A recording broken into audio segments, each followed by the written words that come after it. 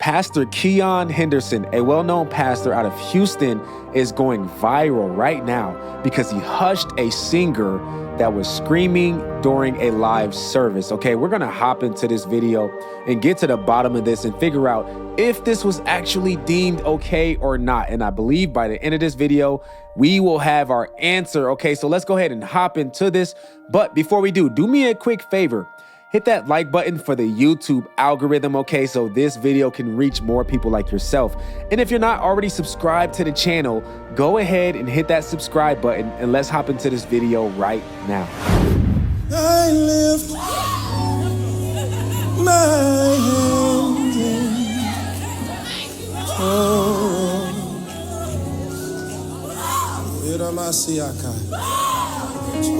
praise.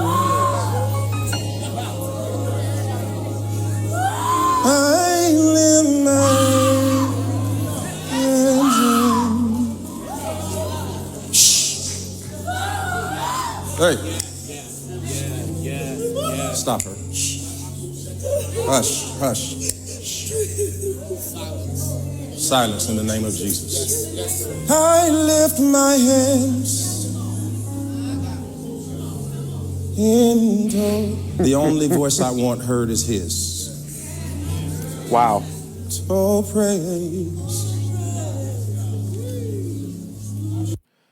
All right, so after watching this video, do you think that he should have done what he done?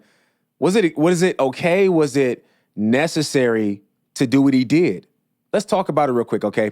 Just want to bring up a couple of things. I'm going to give you my own experience as well because I have been a part of a choir and I have been in a band, and I'm going to give you my experience. So first off, she's crying loudly, okay? He's singing, they're singing. It seems like they've been singing for a little bit. The spirit is probably getting stirred inside of some people, and she's crying loudly. And he goes over there and he snaps at her and say, hey, stop it. And he says, I don't want to hear anyone's voice but God's voice. In my opinion, from the knowledge that I have of being in choirs and in a band, I think both of them were in the wrong. But let me explain why, okay? I'll talk about the pastor first. The pastor should have never snapped at her.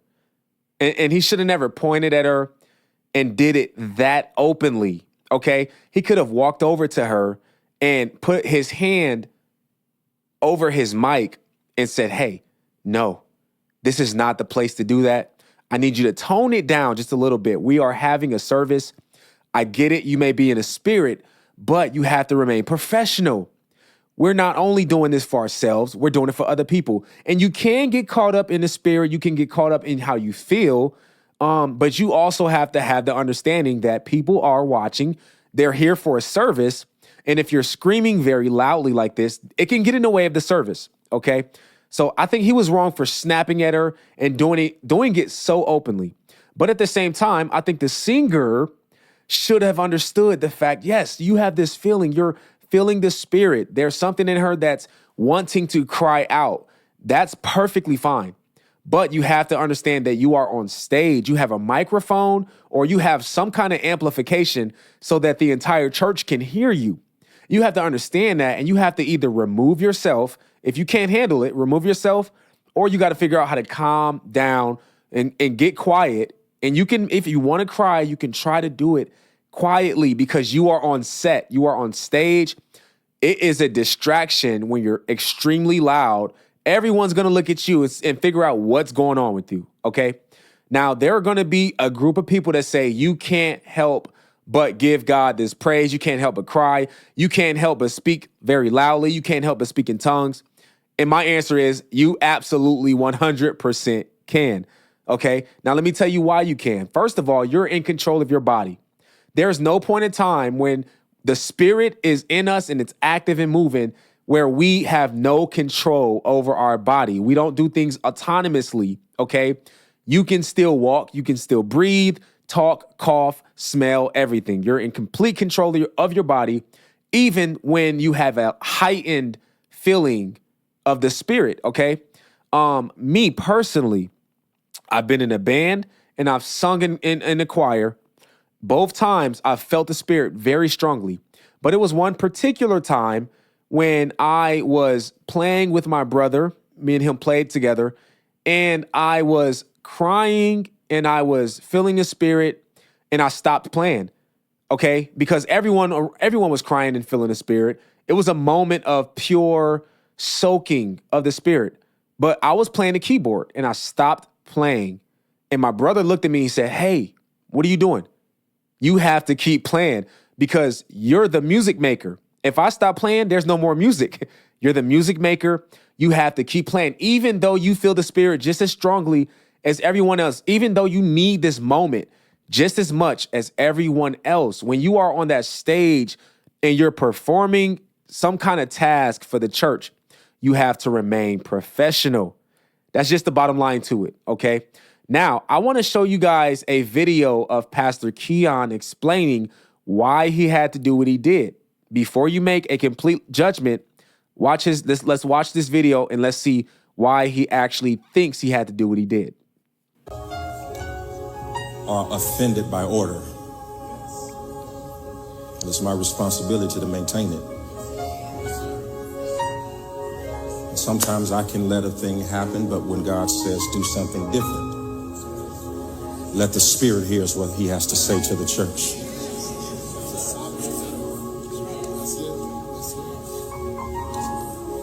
And my authority as the set man of this house is to make sure that all sounds lift his name.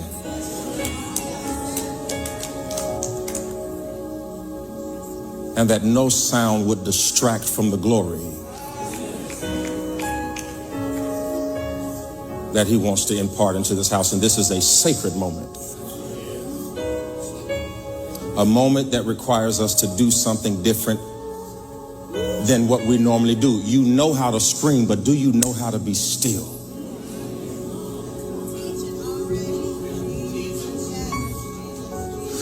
I know you know how to shout, but do you know how to worship from the inside?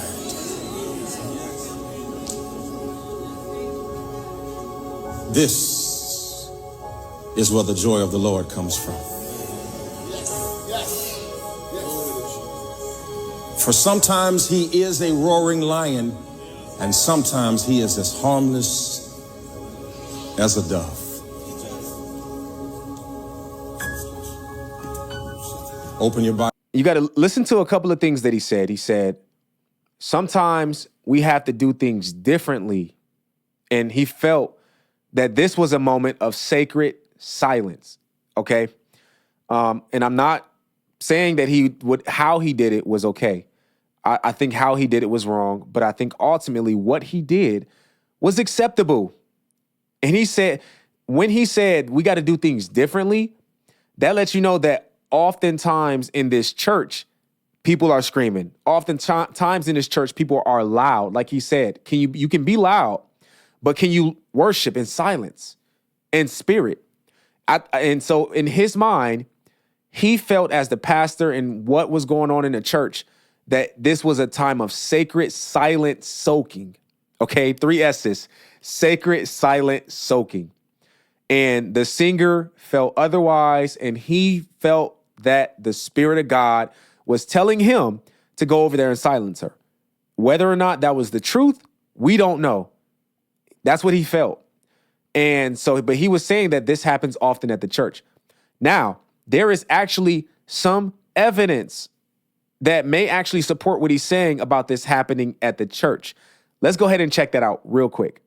Okay, so this is coming from the Shade Room, and they picked up some of the comments that was under the video that I showed y'all about him rebuking or openly hushing this woman.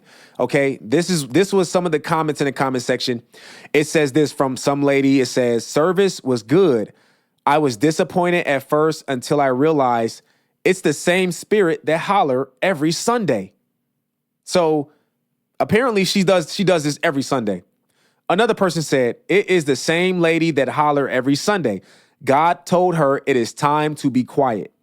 Someone else wrote, "He did what needed to be done. That woman screams every service. She don't be in the spirit, period." Somebody else wrote, "That's what people don't know. She was doing the same thing last week when I was watching and the week before. Lastly, somebody wrote, she does this almost every Sunday. Go watch the past services. As soon as God is present in the room, she starts up. The same cadence and everything. He had to feel something different. So apparently, from the comment section, this lady does this every single Sunday. Okay, she's oftentimes distracting the church with her loud crying. Okay, if she's doing this multiple times, somebody has to suspect that somebody in leadership probably already went to her and said, hey, I get it that you're in the spirit, but can you probably be a little more quiet so we don't distract the entire service and have people staring at you?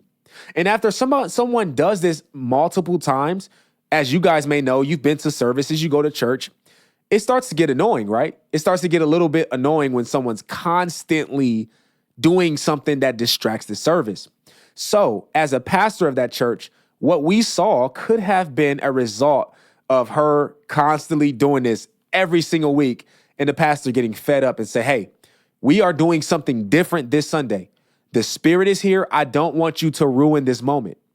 I'm not a part of that church, so I cannot verify this 100%, but I'm just going off of what the comment section is saying and what we've seen happen, okay?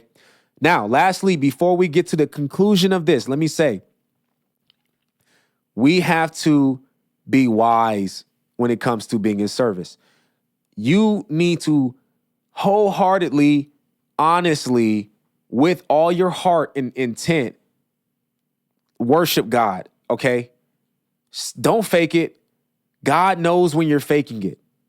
Don't be a hypocrite and worship God extra loud in church, but then when you get home, you don't worship him. You're as silent as can be. When you're at work, you don't talk about God. Oh, but when you get to church and everyone's there, you're loud. Don't be that person. That person will get their reward right there. You want people to watch you? Congratulations. That's your reward. It's just like the Pharisees when they're fasting and they're crying and they're dirty and their faces look very terrible because they want people to see them and feel sorry for them. Jesus said, that is your reward. You wanted the attention. You got it. You ain't getting no reward from me in heaven. That's for sure, because I know you're faking it. I know how you are. So don't be that person. Be natural with God, because God knows the depths of our hearts in everything you do, even with the bad and the good times. Be honest with God. If you really don't know God, and if you want to know him, pray that. Tell God, I don't know you, Lord, but I want to. Open up my heart to accept you 100%. And he will do it. Okay. But in my opinion, I think she was being overly dramatic. Okay. She may have been in the spirit, but like I said, we're still in control of our bodies. And I think that she did a little too much in service for someone to not say anything at all, because she was very loud. Okay. That's what I got for you guys. Okay. And with that being said, we just have to love on each other, and we can rebuke someone or correct them, but we have to do it in a way that is pleasing, in a way that's not hurtful. And I think the way he did it was slightly hurtful. I think he was a little bit annoyed. But so this is just a learning lesson for us. If you're in a church and you are a pastor, or you're part of the choir or band or wherever, let's do things with our whole heart, and let's do things with the intent of serving and pleasing God. Okay. Look, man, let me know what you guys think about this video in the comment section. Okay. If you're new to the channel and you like what you see, I encourage you, hit that subscribe button and hit the post notification bell so you don't miss another video. All right. My name is Aaron Page. I'm going to catch y'all on the next video. Until next time, I'm out.